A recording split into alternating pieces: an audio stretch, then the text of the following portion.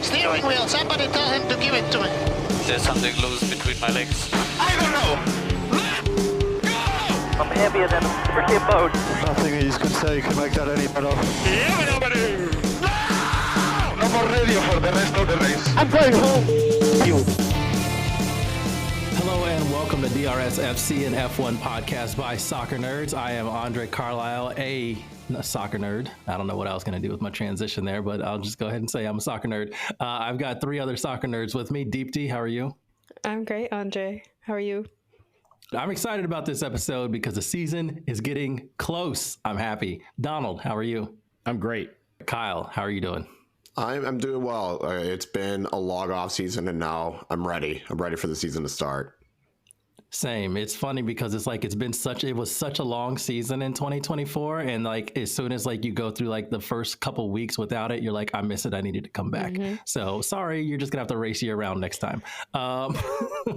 What we're gonna do in this episode is, of course, preview the entire season. We're gonna talk team by team about things to watch, because I think one thing that I have noticed in a lot of coverage about F1 is there's a lot of focus on the top. There's some focus on the bottom a little bit. There's some focus on the middle when there's a little bit of a battle. But I think as the soccer nerds that we are, we understand that there's a reason to watch every single team in the league. And when you talk about every single team in the league, when it comes to F1, that means every other team on the grid. And so we're going to look at the entire grid because everybody has questions. Everybody has something to watch that makes it interesting. But before we do that, I want to kind of frame the season a little bit, talk about what this season will look like. So this is the last year of a regulation set for everything changes in 2026 and changes pretty drastically. What does that really mean? That means that development drop-offs might happen during the season, as some teams may see it as an opportunity to kind of say bye-bye to 2025 and look ahead to 2026 when a lot of stuff changes. What does it also mean? It also means that most teams have been on the grid for quite a while, that most teams will be at the maximum, at the peak of what they can actually achieve within this particular regulation set. So that means cars are getting closer and closer and closer as there's more expertise and more things have been figured out throughout the course of these regulations. That means we should have some exciting racing top to bottom, which is why I really want to focus on every single team, because everybody should, in theory, be maximized in terms of what they can do with this particular car. Also, we're expecting lots of intense vroom vrooming. If you listen to this podcast, you know it's all about the vroom vroom, and we're expecting that to be great this season because we'll have several rookies on the grid. One thing that has been a little bit true about F1 recently, with so few new drivers coming on the grid, is that everybody's kind of slotted in where they fit and has kind of just stayed there. They haven't really seemed to really step on each other's toes. 6 rookies will change that, whether they're doing silly shit or whether they're actually doing impressive shit. So I'm excited. And Donald, we were talking before the podcast, and you let us know, because I had on the doc most rookies on a grid since, and then I had about 12 question marks. You have the answer. I do, yes. So 2025 has the second most rookies ever, 6 of them. And we've talked about all 6. If you go back to our 2-part rookie preview, you will get to know all 6 of them very, very well. But that is one short of the record that was set back in 2001, where there were 7 rookies on the grid at various points in the season. They started with, I believe, 4. And there's a couple that kind of entered from there. So they had a total of 7. But included in those 4 that started week 1, Juan Pablo Montoya, Kimi Räikkönen, and one guy that's still on the grid, Fernando Alonso, was a rookie in 2001. So he has been a part of a big rookie class. And now, as the elder statesman, he gets to see a big rookie class.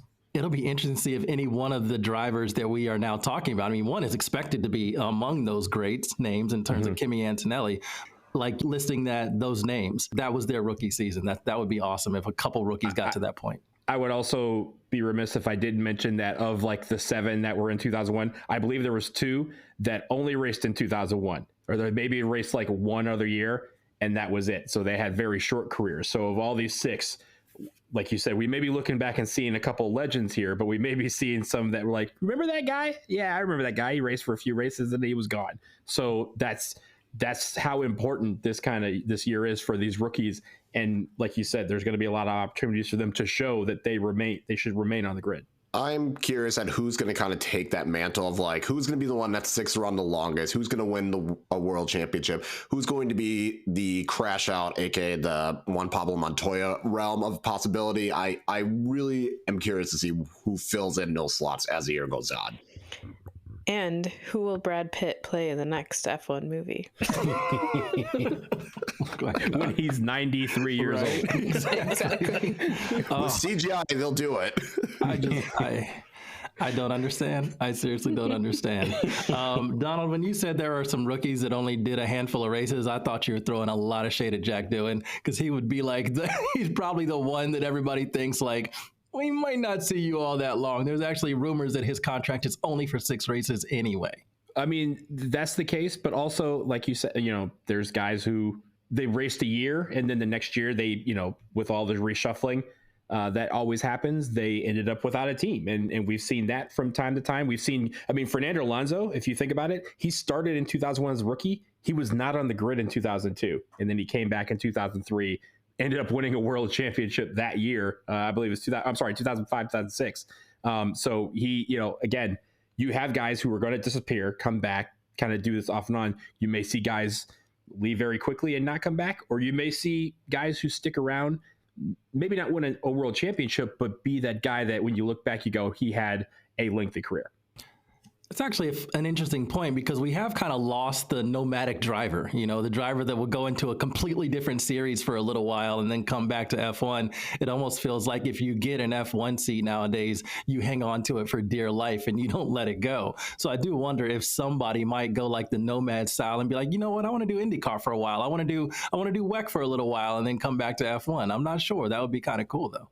You reminded me of kind of the nomadic one, and you're thinking about the guys who kind of leave, do other things, and come back. Of course, Juan Pablo Montoya, we know him in the United States for his Indy and his kart, and even I think a little bit of NASCAR. He's basically done it all, and Formula One was a part of that. But in 2001, there was a guy who actually did the whole season, but did it on 2 teams. And it's very fascinating, the fact that he was able to kind of be a part of multiple teams.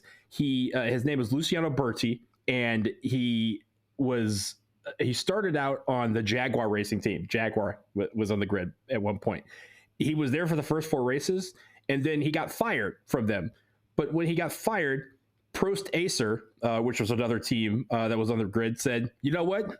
You could come up. And so he ended up racing like 11 races for them before he got fired again. So he got fired twice in the season, but he was on 2 different teams and didn't miss a beat. So he basically was on for almost the entire season, which you wouldn't necessarily find right now, right? Like very, very rarely do you may see guys doing testing for a couple, right? Or maybe be the reserve driver for a couple different teams, but never one that starts on the grid, gets let go, and another team's like, oh, well, we have an opening too. And then you pick that guy up and almost, with like a trade in the NFL, just not miss a beat. They just keep moving. So what you're saying is keep hope alive, Jack Doohan. All right. There's lots of teams. All right. Let's take a quick break, because we're going to get into it. We're going to take a break and then get into every single team and what you need to watch for every single team that will be lining up on the grid.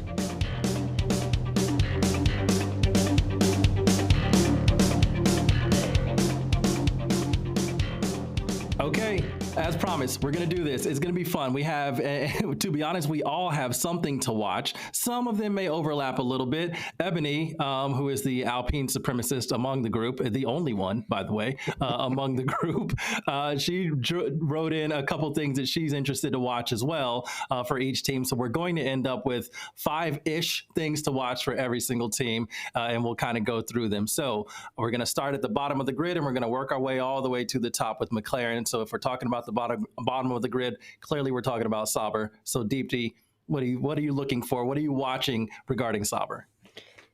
Yeah, well, I'm really excited about the new rookie that we've talked about, Bortoleto. But what I am looking to watch, we know that Sauber, this is their last year on the grid. They're turning into Audi in come 2026. So Matteo Binotto is already kind of there, taken over, and I just want to see if they're going to punt this year and focus on Audi and focus on 2026 and not really care about this one as much.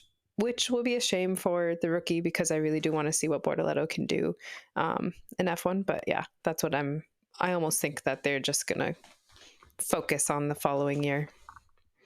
Yeah, treading water a little bit. I could very much see them doing that, especially if they're not competitive. For like, kind of like for who, for what? You know, why would you continue to try and develop this car when you know you're changing to something else and a whole nother branding and a whole nother team takeover coming soon? Kyle, what do you have? I have actually Matteo Binotto because it'll be interesting to see how he transitioned. He was formerly at Ferrari. So, you know, you go from top of the top with Ferrari, but under his leadership, it was kind of like Ferrari kind of underachieved. Whether it was mechanical issues, whether it was pit stop strategy, there's just a lot of underachievement from Ferrari, most notably the 2022 season where it looked as though they could be a contender against Red Bull and then completely fell apart in the second half of the season. And then you kind of see Ferrari now with Fred Vassar coming in and taking them to this level where we're expecting them to win. So is he going to be able to build up Kick Sauber, or are the issues that plagued them at Ferrari going to carry over? Sauber was not good at pit stops last year. So will it get better? So those are the things I'm curious about, is how he handles it.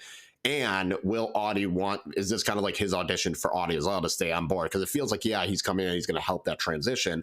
But if we're seeing the same issues that happen at Ferrari over at Sauber with a significantly worse car, is Audi really going to want to sit here and be okay with that, or are they going to look elsewhere?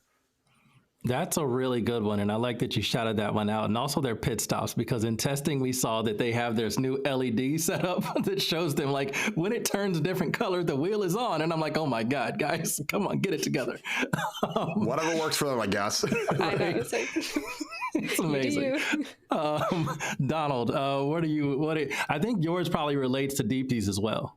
Yeah, it's not the fact that they have Christmas lights on their car in the pit stops, but I will say that mine is, can they get points before Stake catches the fade? And by that I mean, of course, they're turning into Audi next year.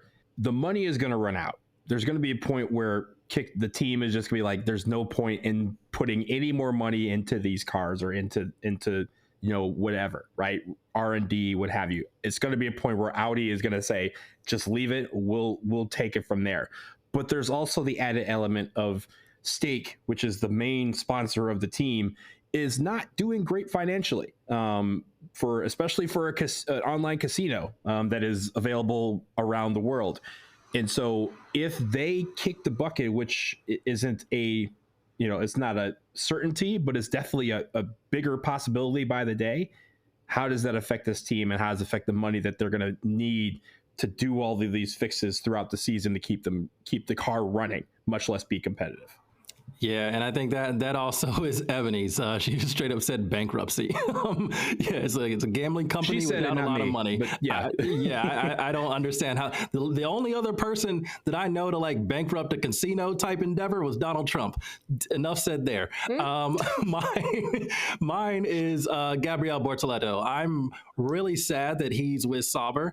Normally, if you win F3 and F2 in back-to-back seasons, you're like legit. Like, who were the last drivers to do that? Didn't Lando do that at some point? I think someone like the really like top name drivers. I'm pretty sure Oscar Piastri did as well. Yeah, there's a couple. George and Charles, I think. There you go. It was Oscar, George, and Charles. Thank you, Deepti. Yeah, and so like it's hard to do. He did it. Now F2 he was kind of in a battle with Hajar, but he was still good enough to win it and secure it. And I think that shows that there's a lot of talent no matter what kind of car he's sitting in, except he's going to be sitting in a Sauber in F1. And so that changes things quite a bit. And I'll talk more about him later. But I'm a little bit sad to see that he's going to, among the rookies, I think he could have close to a similar level of talent as the top ones.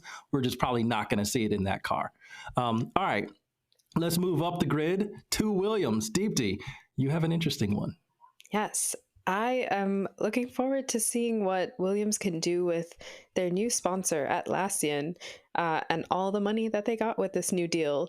It is the biggest deal that Williams has done in their almost 50-year history. And if you don't know, Atlassian is a company it's a tech company that kind of focuses on teamwork, building like programs and productivity AI models and whatnot. And so I know James Fowles has said that they want to use like actual Atlassian software to make their team better and do anything they can to get Williams higher up on the grid. So I'm interested in seeing how much, like, if the sponsorship will do them well. It's a multi-year deal. And so maybe over time, like, maybe these AI models actually work, and maybe the whole like making them more productive, making the teamwork a little bit better will actually help Williams get back to the top of the grid. Yeah, that's a fascinating one. And it's a big title sponsor because their official name is Atlassian Williams Racing. So Williams is now second. So they must have got a bag for that. Kyle, what are you looking forward to from, or what are you watching this season from Williams? I think the biggest thing is, was their testing legit? And is that going to carry over? Carlos Sainz had the fastest overall time out of all 3 days, which is impressive. And on the third day, Alex Albon was sitting there up in like P3, I think, after the testing there. So I don't know how much of that is going to carry over. Like, obviously, you can't look too much into testing because, you know, some teams are just trying to understand the car. Some teams are trying to see, you know, how race pace goes. Some might try one lap pace. So it'll be interesting to see how much of the testing times is that going to carry over. So is Williams going to be a team that do really well in qualifying, but then kind of drop back because they don't have the race pace? Or is this like a team that could maybe finish closer to like the fifth or sixth range? So I'm curious to see how much of that truly is going to carry over, and if it's legit, or if it was just like they went the hardest on the one laps while everyone else wasn't. Yeah, that's a big one. Testing, there are so many different variables, so it's really hard to tell. But the good news was the car stayed on the track. Nobody spun off and shattered it into pieces, so that was good, right?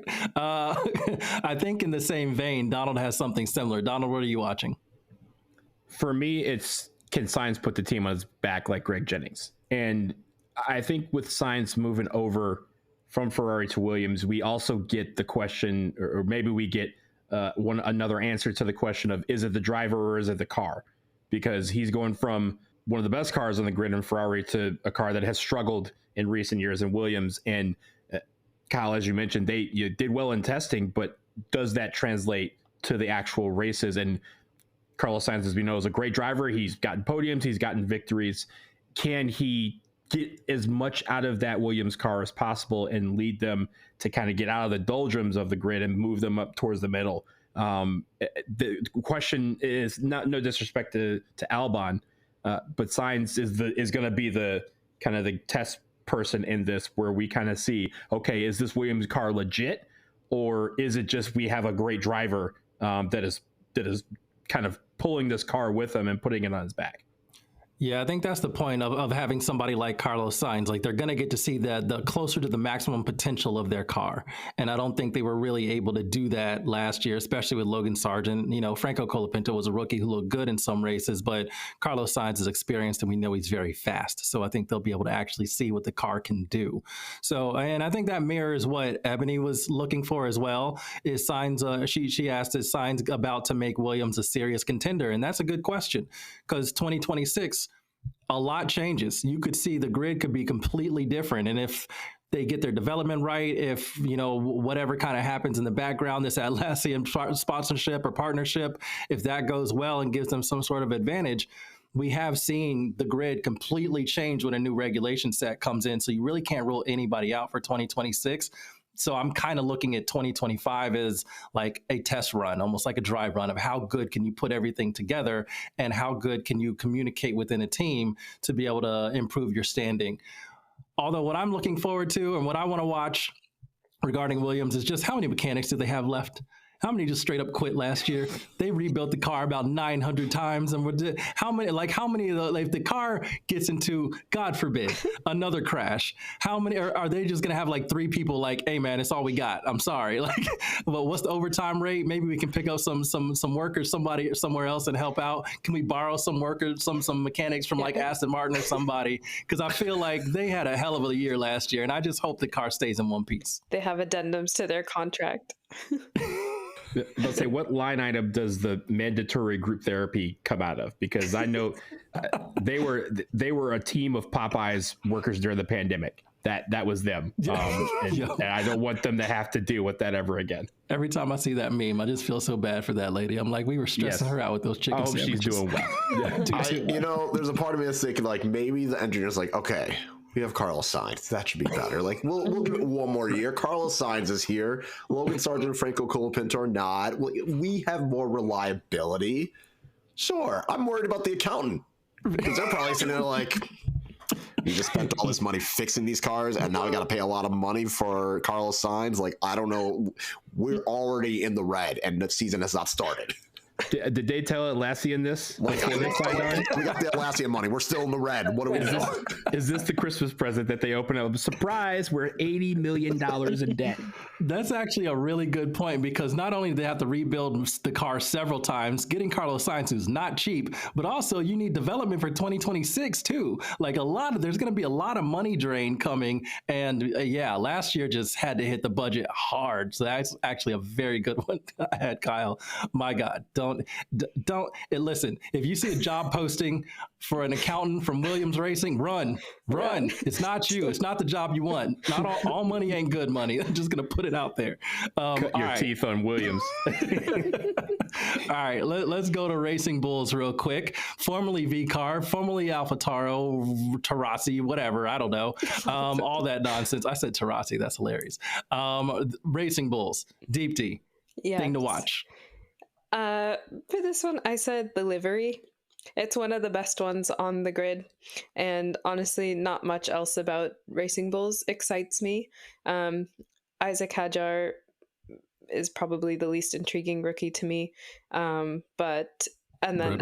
going to be Yuki, so that'll be fun. But yeah, otherwise, the livery, I'm excited to see how it looks on the grid.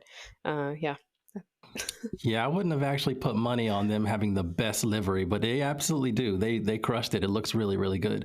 Kyle, what are you watching from Racing Bulls this season? Mine and Ebony are basically in the same boat where Yuki is on a fuck you tour. Yuki's probably done after this. He's going to look for a different team. He's been gaslighting.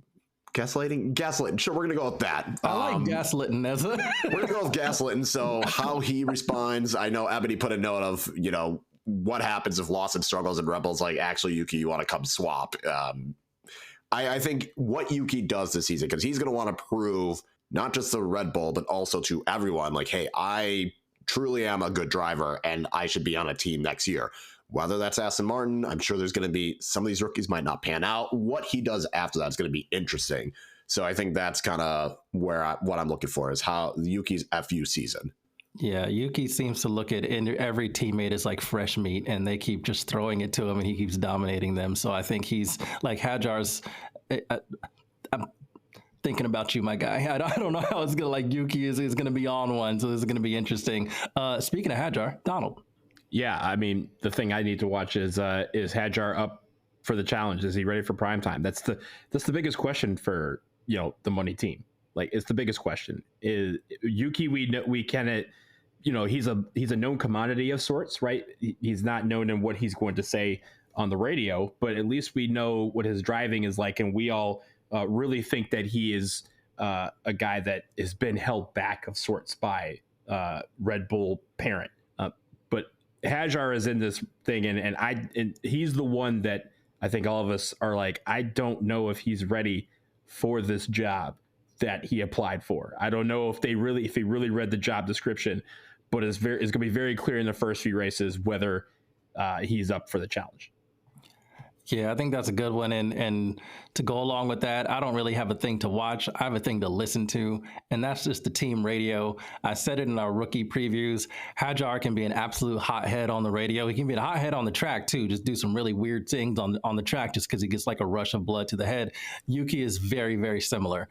How their race engineers are going to handle that is going to be hilarious throughout the entirety of the season. Because honestly, again, we talked about testing a little bit with regard to Williams. Racing Bulls didn't have a great test. That car does not look all that great. Now, obviously, things could change. Who knows what version of the car we were seeing? Who knows what they were actually running? But I don't think that their test went the way they wanted it to, which means it's going to be kind of a difficult year. And if anybody else takes a bit of a leap who is below them, which, Williams obviously could, they got Carlos Sainz, I think it's going to be a tough year, especially if they're struggling at the back of the grid, at the very bottom. That could be tough. And then the team radio will be gold. So listen. All right, let's go to Haas. Haas gang, I'm here for it. This is my adopted team, not because they're American. Everybody seems to, every time I listen to an F1 podcast, they're like, Cadillac has to get an American driver and Haas has to do more to lean into America. I'm like, y'all don't talk to real Americans, do you? Mm-mm. Like, we don't care. Like, I just want the team also, to be are we sure we really want to be boasting America right now? Like, right. There's a little bit of embarrassment right now. I mean, by a little bit, I mean a hell of a lot. I'll be the voice of reason. If Cadillac wants to bring in a brother from Detroit, I promise you that dude's gonna dominate. Yeah, dominate. That's the version of America I'm with. Yeah, take it back to my streets. Like, we don't need Logan Sargent to have a seat just because he's American. We don't need that. No. Exactly. That's it, yes. Kyle. So yeah, okay. Haas, that's what we're talking about. Let's think. A couple things are to watch. Haas is one of the teams that has a brand new driver lineup as well. So that's going to be kind of fascinating just to watch overall. But Deepti, what do you got? I want to see Ollie versus Ocon, obviously, like you said, the new driver lineup. But because I believe Ollie Behrman is better than Esteban Ocon. And so I'm just here to watch Ollie be better and show everyone that he is better. Shots fired. I like it. I like Ollie as well. He's kind of one of my other rookies to watch. I know, like, the big name ones, the ones at the big teams are going to be the ones that are people going to talk about. But I think Bortoleto and Behrman could really do some interesting things with subpar machinery. Kyle, what are you watching? Esteban Ocon is in a really good mood, and he's happy. He's got away from Alpine. It was getting toxic at the end. Felt like it was a burning of a bridge.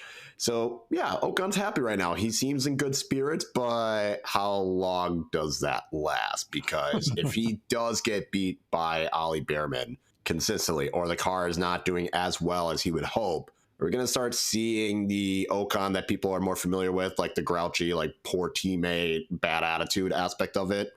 So that's what I'm wondering. It's like, yes, Ocon's happy, but is that a sustainable thing? Yeah, that's quite fair. And you mentioned some bad blood. Sometimes, maybe it's me? Like, I don't want to blame Ocon, but sometimes he can be a difficult character from time to time. I understand not having a good time, like leaving a toxic workplace environment. I totally get that. But now's your chance to have a better one, and you got to be on your best behavior. Yeah, correct. And I think your question is correct. How long will that last? Donald, what are you watching from Haas this season? I think the real question is this, right? Whether it's Ocon or Behrman, right? It doesn't matter if they ain't going to scare the rest of the grid. They can talk all they want about how good one or the other is, if one is better than the other. It doesn't matter if they're doing this fighting over 13th place.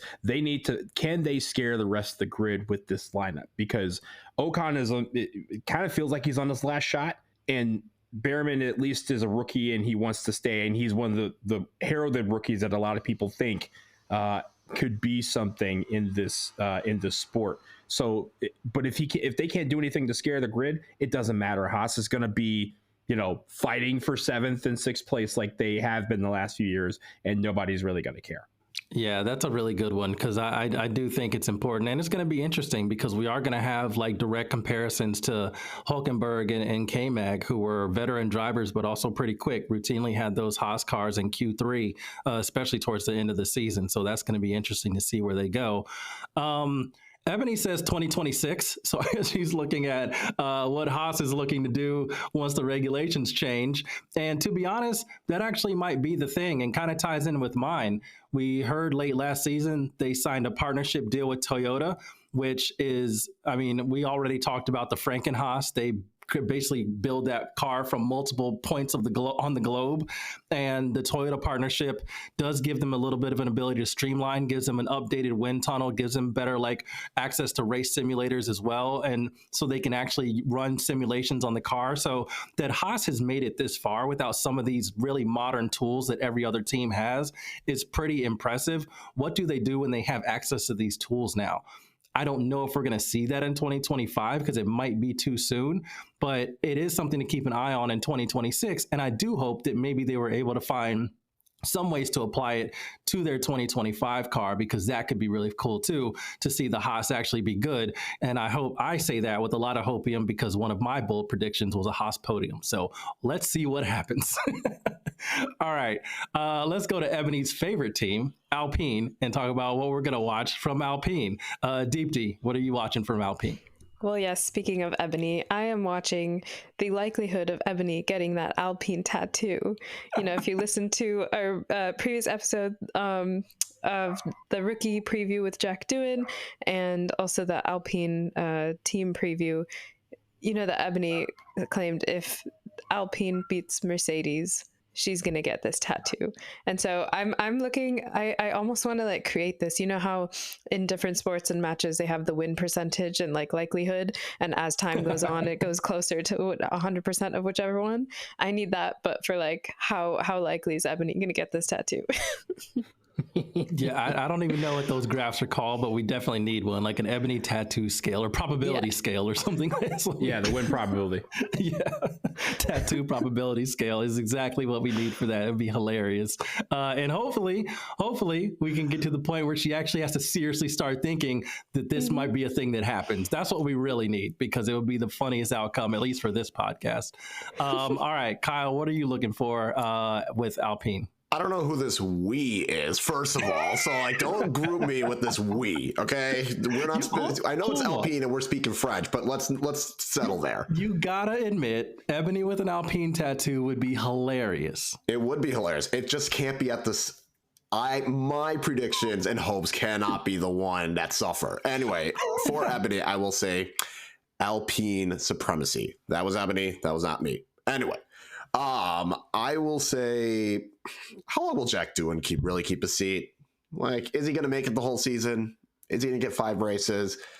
You got Paul Aaron and Franco Colapinto both sitting there like, we can probably outdrive this guy. So that's going to be my thing, is how long is Jack Doohan really going to keep this seat, and how quick are Alpine willing to make a change?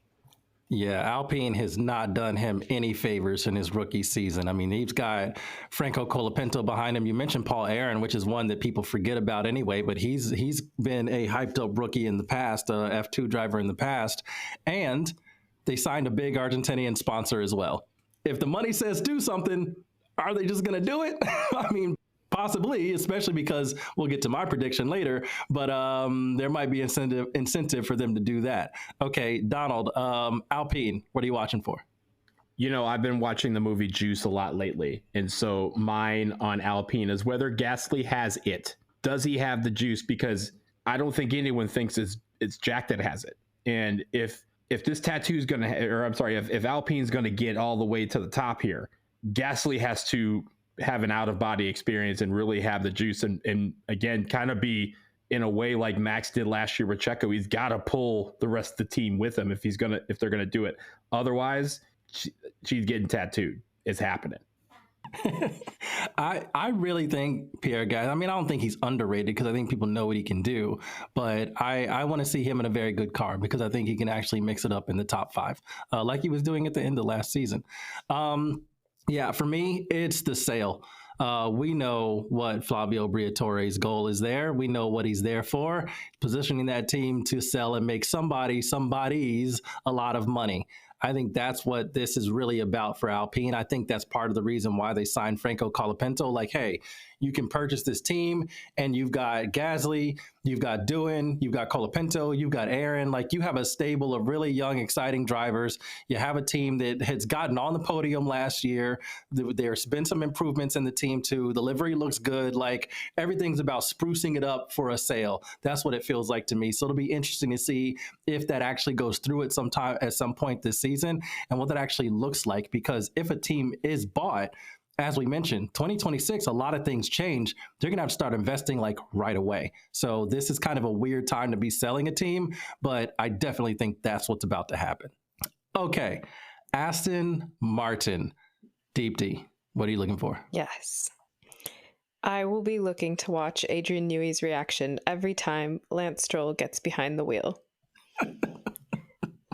I know Newey is probably not going to be super involved in this car, and he'll be focusing on the new regulations, but he's there. He's obviously going to have some input in this car, and he's not going to like Lance behind one of them, driving one of them. So I would love a Newey cam anytime Lance starts driving. Or when Lance just, drives straight into gravel for no good reason and just beaches the car. Yeah. We do need a Newey cam if that ever happens. Let's just go straight to him to see what he's thinking. All right, Kyle, what are you looking for from Aston Martin? Kind of similar to how Deepti was talking about with Sauber back. Are they actually going to punt and focus on 2026? I'm wondering if Aston Martin's going to do the same thing. Are you really going to try? You have Adrian Newey, but we're not going to see his magic and his expertise really applied to this car. We're not going to see it until 2026. Lance Stroll is kind of in this duck of a season where probably will get replaced. So a lot of it is just more, are we really going to see them try, or are they just trying to bet and put all of their stock in 2026 when that's when it feels as though there could be a monumental shift?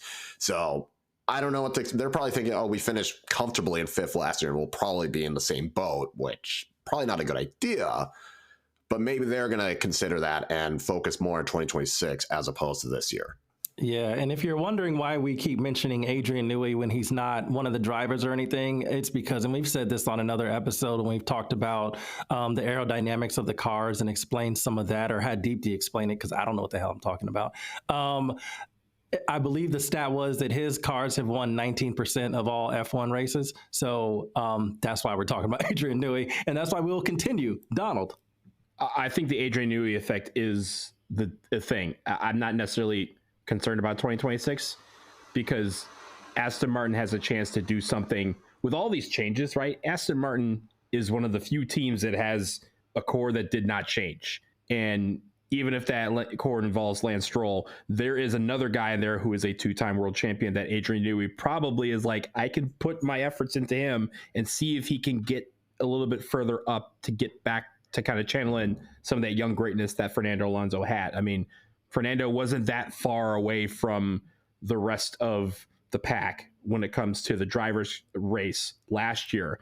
And so how does Newey kind of affect all that's happening with Aston Martin? Does it help them kind of move a couple ticks up the grid as far in the constructors? And does it maybe help rejuvenate a Fernando Alonso who is looking to try and win one more before he gets up out of here?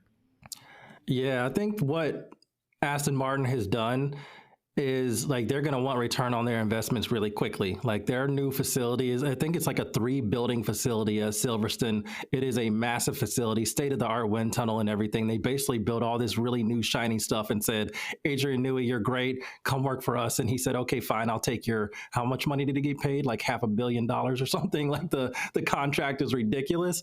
And so, but the way that I heard that he works is that it's not just that he's like, he has his little drawing and he does his sketches, but he also likes to be trackside. He also likes to point out and kind of help improve things. And he'll just kind of wander around and be like, hey, you should try this or you should try that. And that helps improve. So it's not, yeah, I'm sure they'll want to like lock him in a room and be like, you work on the 2026 car, give us that advantage in 2026. But in order for him to be fulfilled, I think he's going to have to be in some way involved in improving the 2025 car as well. And so that's going to be fascinating. Ebony and I are on the exact same wavelength.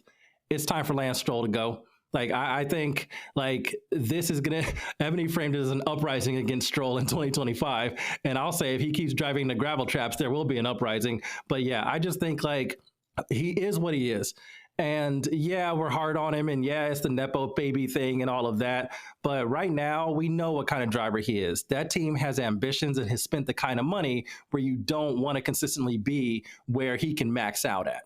You want to be on podiums routinely. You want to be in the constructors' battles. You want to be in the drivers' battles. He's not that kind of driver. So it is time for him to go. And this should be like a nice little farewell. Hey, hope you enjoyed your time in F1. Now we have to figure out how to get to that top level. And I don't think he's going to be able to stay with the team if they're going to do it.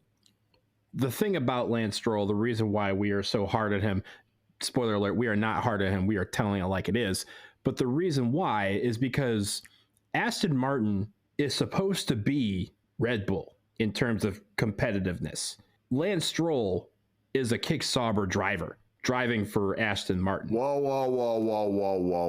I'm sorry, that was disrespectful to Kick Sauber. Thank you. I should have led with that. But that's true. That's what it is. He's the driver that when he gets points, you're like, wow, he scored. He got points. Like, that shouldn't be a surprise. But Lance Stroll, everything's a surprise. I think the Newey effect this year might be him trying to pave anything that is gravel so that he can't possibly run into any throughout the season. That would be considered a win, but that's the problem with Aston Martin is they have a bottom of the grid driver who's stuck in that role because of his dad, and they just won't see that. And until they do, they're struggling.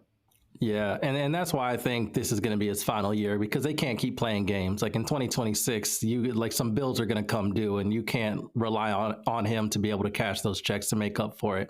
Okay, now we're getting to the fun stuff. I mean, it's all been fun, but we're getting to the top of the grid. Mercedes. Deepti, you got a fun one. I like this one. What are you watching for from Mercedes? Yes. Well, like we have the tattoo probability graph, I also want a George Russell jealousy meter, because we know Kimi Antonelli is the quote-unquote golden child, and now George has been put into this number one driver, like team leader kind of role that Lewis obviously had up until now. I don't know how long that's going to last, because if Kimi is actually the golden child and he starts doing well, George may start getting jealous, and honestly he seems like the type of guy who would. So just want to see like how his attitude changes from over the course of the season. Yeah, that's a really good point, because if he's looking at the leader and then all of a sudden Kimi's the one with the podiums, then it's like, all right, well, they're going to switch completely to Kimi, and what does George do then? That's a fantastic one. Kyle, what are you looking for? Can their car start off well? Because we've seen this the last couple of years with Mercedes, where the car just is bad at the beginning, and then they make the changes and they get the upgrades and they get better as the season goes on. Can they just be good right away? Because that would be nice for my prediction. So I think that's the biggest thing for me is don't do anything ridiculous with your car. Have a normal setup and just have it be competitive right away. The zero side pod era has really hurt Kyle to his core. It doesn't make sense why they did that. I don't, in the words of Doc Rivers, I don't understand why you're doing this. It's like that. What was that Patrick Ewing thing? Like, do you shoot that shot? Is that a shot? Do you shot that shot? Yeah, do you practice that shot? When? Yeah, right. That's hilarious. All right, Donald, yours is similar to Deepti's, but yeah, go ahead. George and Kimi, that's going to be interesting.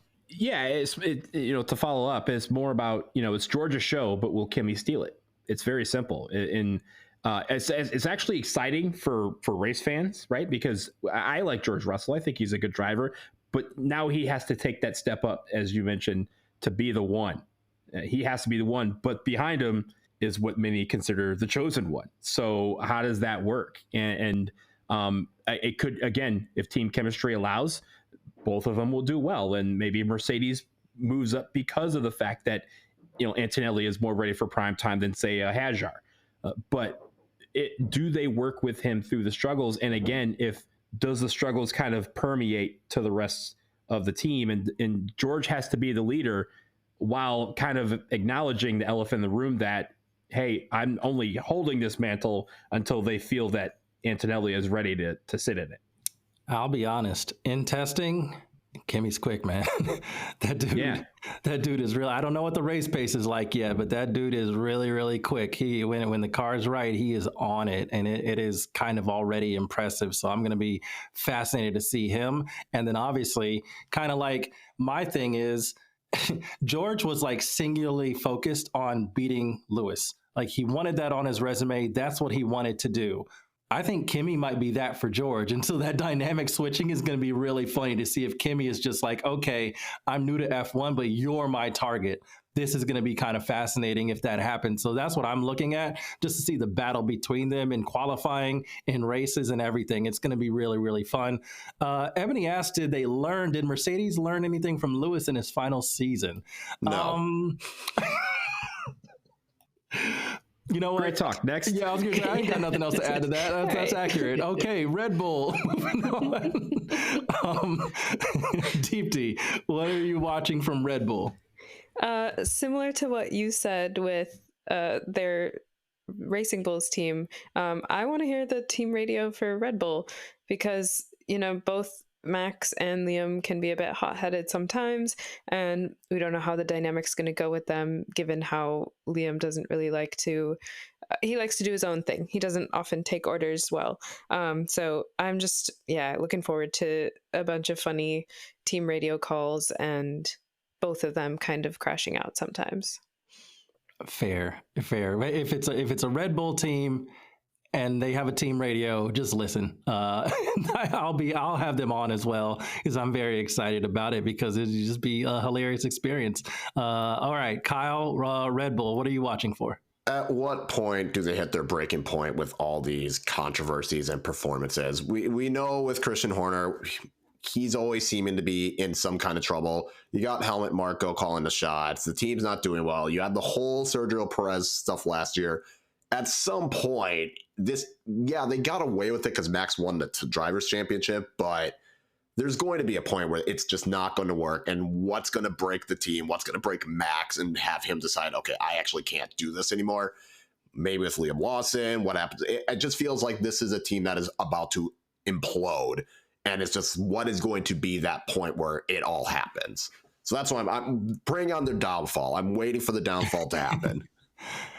It was so fascinating to me to listen to some of the reactions on other pods from F175 live event and then being like, chastising the booing.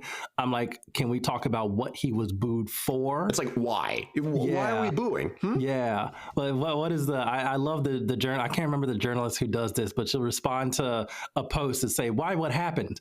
Like that's what I want. Okay, you're mad at the booing. Why? What happened? Why is he being booed? Tell me. That's so interesting. You don't think he should be booed for that?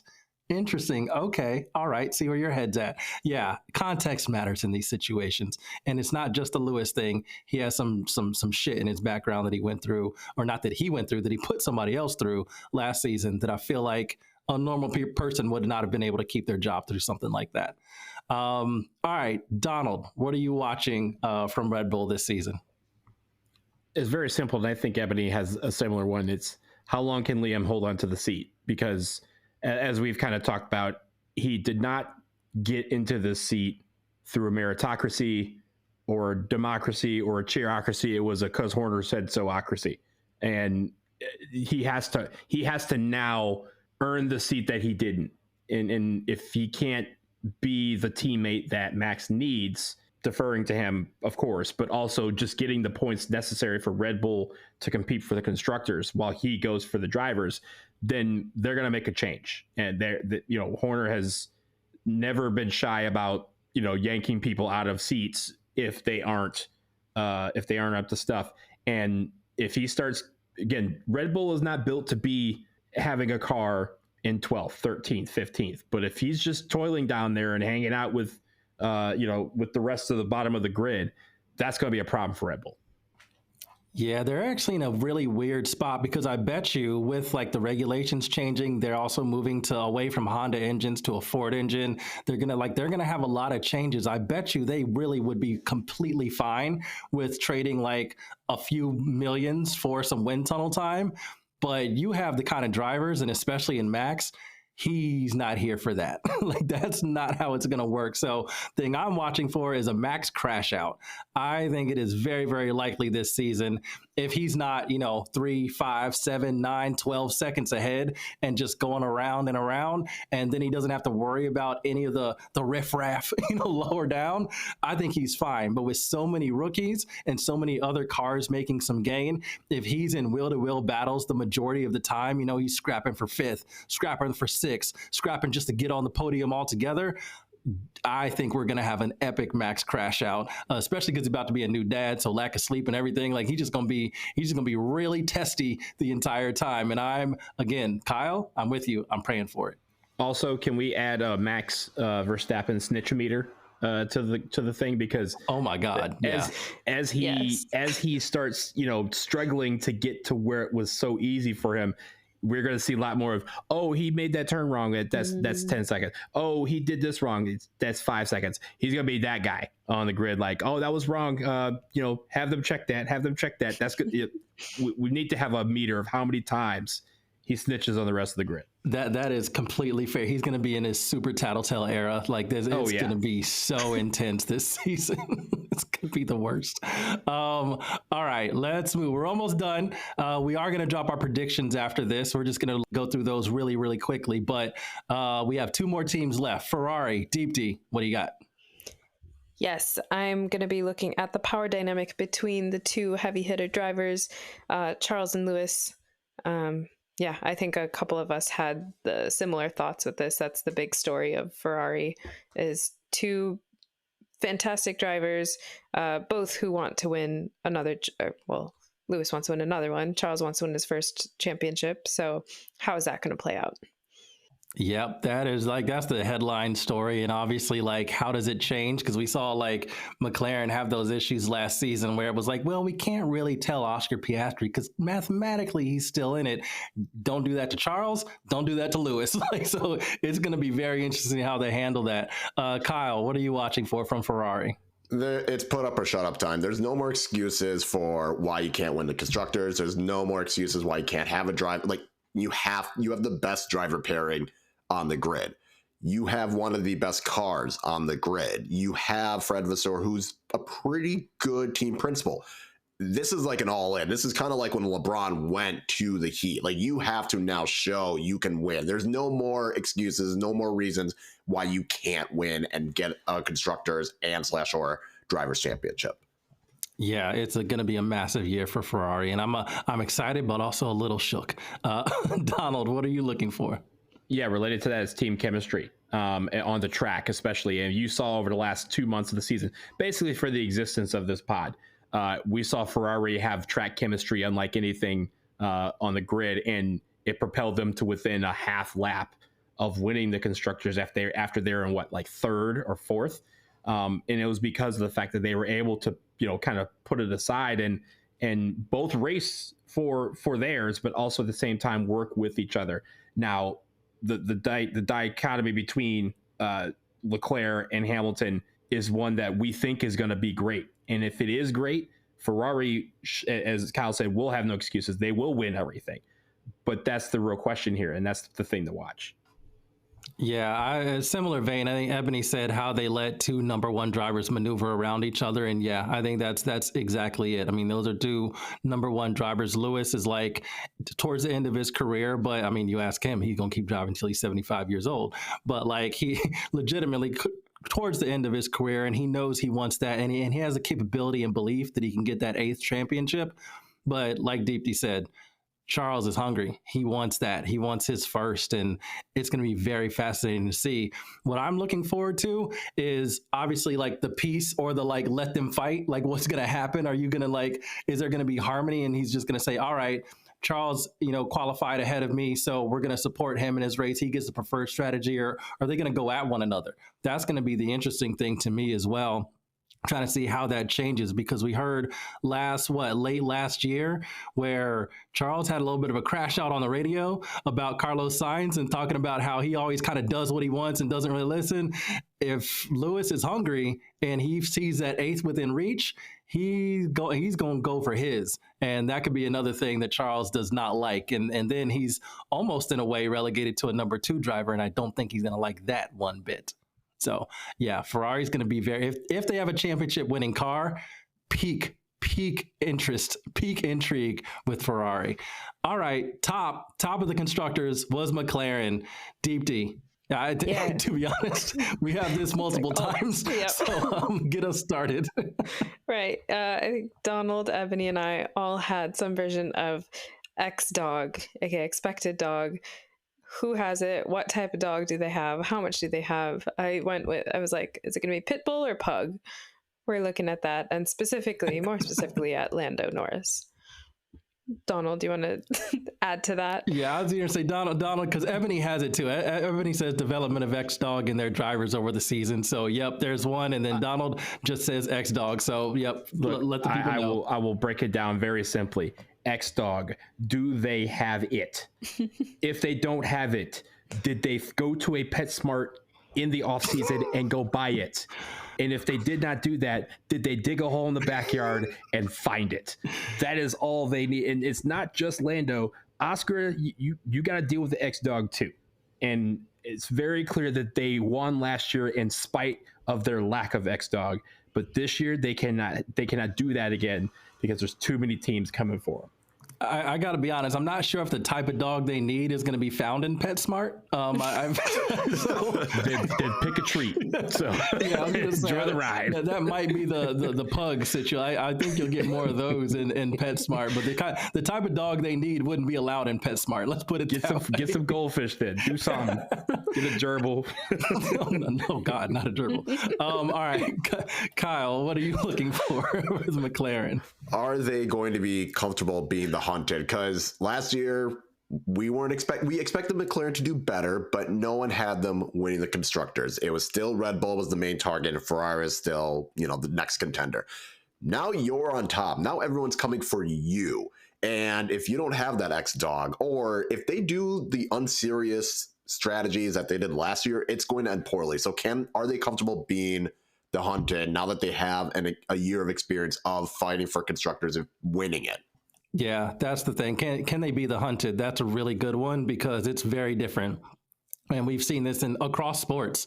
When you're chasing, you got that hunger, you got that drive, you know what marks you need to hit.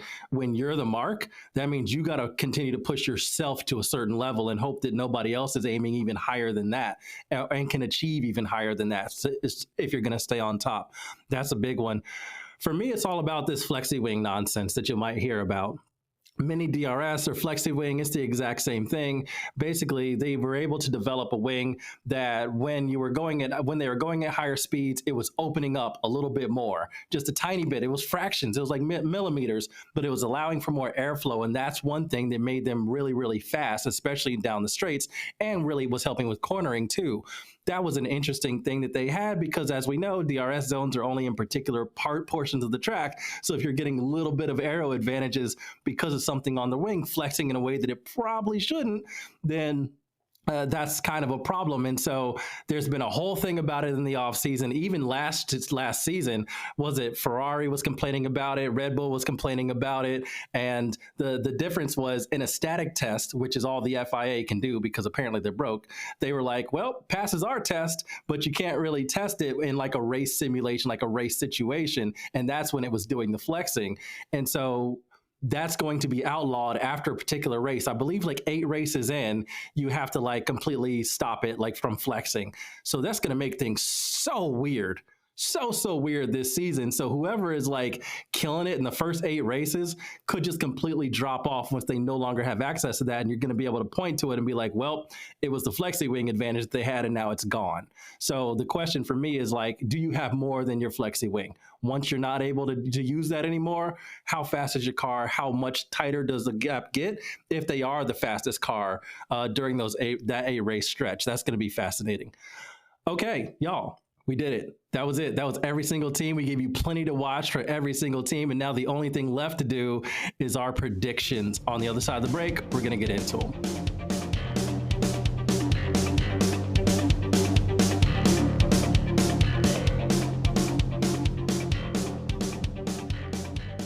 All right. right, here we go. We might as well just start with the big one because that's the one that like is kind of like the key that everybody looks for, the Drivers' Championship. Everybody wants to talk about that one. I personally like the Constructors, but because I think that's just a representative sample of like the machine itself. But whatever, drivers are dope, and well, I'm fine with it. Maybe I'm just hating because Max has won it so many times. but here we go. We're gonna go through these kind of rapid fire. Deepti, Drivers' Champion. Okay, sorry, I'm not going to go rapid fire on this one because I fine. said just this one. Okay, my first answer was actually I want it to be Oscar, and I think Oscar has the potential to do it if McLaren gave him the chance to be driver number 1, but they won't do that, so I went with Lewis. Lewis is going to get his 8th, which is actually his 9th. Which could be his 10th. There it is. Listen to our previous episode. Meg, she's not here and she didn't exactly respond, so she might have to correct the record when she's back on the pod, but we're pretty confident she's going to say Charles Leclerc. So we're going with that. Kyle? I am also saying Charles Leclerc. Donald? I'm saying Lewis. Ebony has either Ferrari driver. I feel like that's cheating. We're gonna have to force her to. Yeah, we're gonna have to force her to choose one. I'm just surprised she didn't put an Alpine driver, so that's good. Wait, I have a coin. Heads is Charles. There you go. Tails is Lewis. Yep. Let's see. What do we got? Heads. She goes with Charles. There it is. It's locked in. So Charles, I'm gonna go a little bit off the board, and even though I don't have belief in the xDawg and everything that we were talking about, I completely agree with y'all. But I'm gonna say Lando. I just think that like. Oscar's great. I think he's like a year away. I think there's still a couple things he needs to learn, and he's just going to be a year away. And so I think Lando's, if he's right and he's learned anything, this will be an interesting season for him. This is his chance. All right, Constructors, Deepti. McLaren, back to back. Meg, she's a Ferrari fan. Gonna go ahead and pencil in Ferrari for her. She's gonna be a hater with McLaren, so absolutely. I know, right? Kyle, who you got? Ferrari. Donald? Ferrari. Ebony has Ferrari as well. I'm going McLaren. I don't like being like the outlier so much. This is weird. All right. 4th place. This really is just so Ebony could get on the record yet again her Alpine take. So she thinks Alpine is going to be 4th. I put everybody else. It was kind of like, why are we doing 4th place? I'm like, I don't know, y'all. I just want Ebony to say it again to make sure she's 100% right. So Deepti. Alpine. 4th I'm just place. kidding. Red Bull. I was going to say that's not what you have written down here, but okay, fine. No, Red Bull. Meg, we're just going to say Mercedes. That's the logical choice. Kyle, who you got? Red Bull. Oh, you think both of y'all think Red Bull is slipping? Kimi's going to do enough to get Mercedes a 3rd. Liam Lawson might not even be on the team by the end of the year. I like it. That would really be great for my my watch for Max's crash out. I'm here for that. Donald, you and I have the same thing. Mercedes. Yeah. I just don't know if they fixed that car, if they understand it any more than they did. I don't know. It looked fine in testing, but also it was cold in testing. So who knows what it looks like when it's hot. And by the way, it was cold in Bahrain. Okay. They're going back to Bahrain, what, like late April? Mm-hmm. Yeah. Where it will be like 90. So exactly. Yeah. And Australia is not going to be cold either when the season starts. So like that, we'll get a pretty good look at their car in non-cold conditions somewhat soon. All right. Rookie of the year, Deepti. I'm going to go I'm sorry. Before you say it, I want to give a caveat because we were talking about it. Rookie of the year will be heavily, heavily swayed if you're looking at points or finishes or anything by the car. We have rookies spread out all across the grid from the top to the bottom teams, right? We have rookies really spread out. We're doing relative to the car's performance. So that's what we're looking at. I think that's why they don't do a Rookie of the Year award anyway, because it's just impossible to measure, but that's what we're going to try to measure. So Deepti, with all that said. Correct. I'm going to go with Ollie Behrman. Meg didn't say anything with this one officially, but I'm going to go with Ollie Behrman because he should be a potential Ferrari driver, and she's all about Ferrari, so I think I feel safe there. Kyle, who you got? Multi-race winner Kimi Antonelli. Oh, claiming it. You're on it. You're on it just as hard as Ebony is on Alpine. I'm here for it. Donald, who you got? I also went with Antonelli because I thought about Bortoleto he might be the better driver, but Kimmy's in the better car, which means like Kyle, I think he's going to have better results. Yeah. Ebony said the stand on business answer is Jack Doohan, which honestly, ain't Corinne for that. No. Hey, she's going to stand on business. The stand on business answer should probably be Franco Colapinto. But she clarifies and says probably Kimmy. So she's on the Kimmy train as well.